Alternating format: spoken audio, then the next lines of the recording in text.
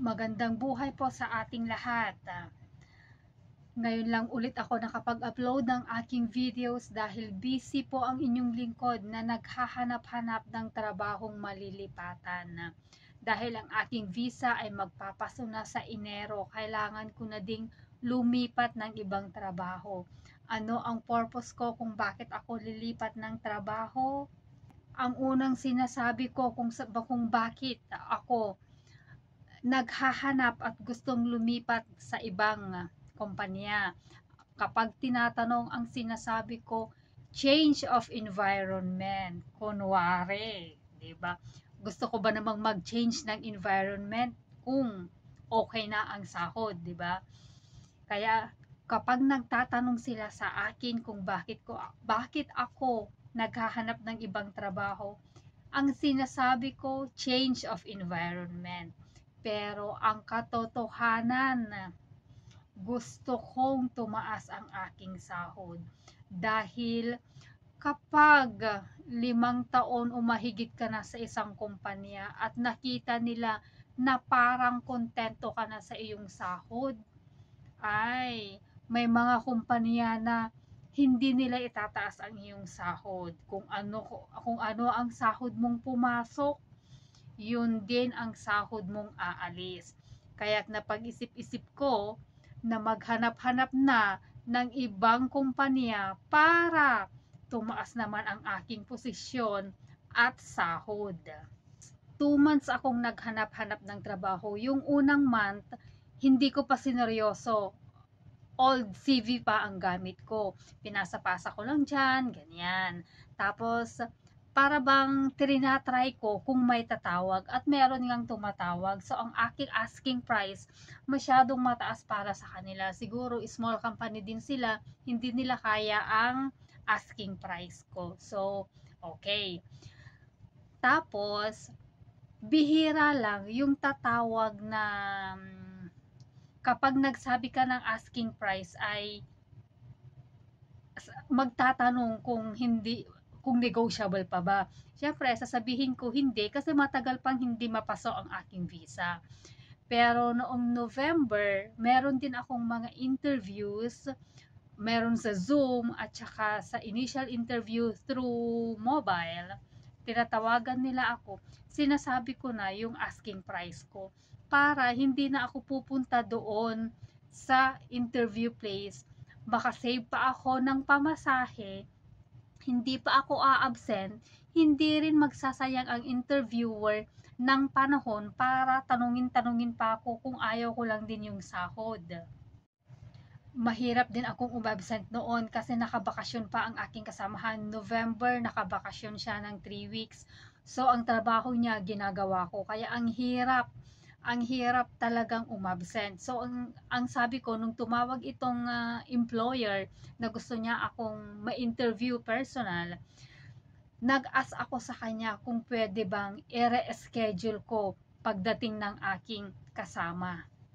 Pumayag siya guys na i-reschedule ko ang aking interview sa araw na bakante ako at meron na ang kasama ko. So, tuwang-tuwa ako noon kasi yung iba kapag nag-reschedule ka, hindi ka na nila kokontakin kung sasabihin mo nga, ma'am, sa ganito na lang po ako pwedeng pumunta kasi wala akong kasama, hindi ako makaka-absent, hindi ka napapansinin. Pero eto guys, nag-agree siya sa araw na gusto kong magpa-interview sa kanila, kaya tuwang-tuwa ako. Kaya salamat po sa kumpanyang lilipatan ko. Ngayon pa lang nakikita ko na madaling lapitan ang HR. During interview, madali lang yung mga tinatanong niya sa akin about work experience ko lang ang mga tinatanong na sila sa akin. Hindi na ako tinanong kung anong IFRS series, number 14 ba, 15, 17, o kung anong series ba yan ng IFRS. Hindi na niya ako tinanong. Ang tinanong lang niya sa akin kung anong ginagawa ko. Of course, sinabi ko lang na ito ang ginagawa ko, bank reconciliation, cash management, cash flow, yung mga ganyan-ganyan, APAR, ginagawa ko, reconciliation, nangongolekta, nagbabayad. So, yan ang sinabi ko sa kanila na ganito kami sa finance, ilan kami doon at may kanya-kanya kaming trabaho at tinanong nga niya kung bakit ako lilipat. Sinabi ko na change environment. Kaya guys, madali lang maghanap ng trabaho kung ma-experience ka na. At saka, kung bihasa ka na sa iyong trabaho, hindi na kailangang tanungin ka pa nila ng about subjective na what is the difference between GAAP from IFRS. Meron na din akong na-interviewhan na ganan. Ano pa nga ba?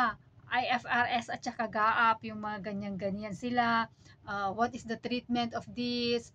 If there is discrepancy, how you can resolve? Yung mga ganyan-ganyan ba na mga nasasagot naman, pero meron lang yung time na yung hindi mo na maalala kung ano ba yun, kung anong principle na ba yun, consistency principle, yung kailangan mo pa bang mag-review sa libro, yung mga ganong-ganong mga bagay na mga question.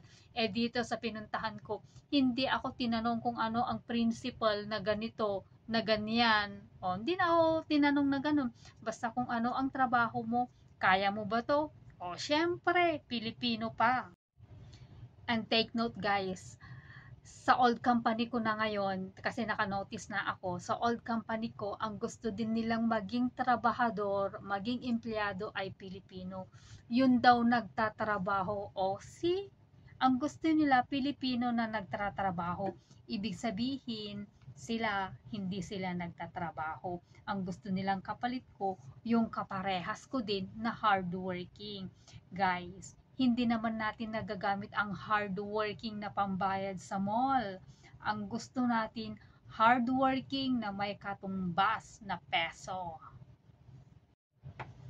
Kaya't nagulat ang aking manager kasi tinatanong niya ako, kailan ka magpapamedical para sa renewal ng visa mo? Sabi niya sa akin. Sabi ko, sir, next week. Sabi ko, pero nung natanggap ko ang aming biyaya, kung ngayon natanggap namin ang aming biyaya, kinabukasan nagpaplano na akong magpasa. Natanggap ko ng biyaya eh. Kaya't gulat na gulat siya nung pinasahan ko siya ng papel na, sir, hindi na ako magpaparenew. Tapos sabi niya sa akin, bakit hindi ka nagsasabi? Bakit ngayon lang? Sir, may 30 days naman akong notice. Aalis ako sa ganitong araw. 'Di ba? At hanggang ngayon hindi pa sila nakakuha ng kapalit ko. Kaya yung mga iba diyan na gustong mag-apply at gusto nyo yung sahod, alam nyo ba kung magkano ang sahod na ibibigay sa kapalit ko? Hindi nila ibinigay yung budget sa sahod ko.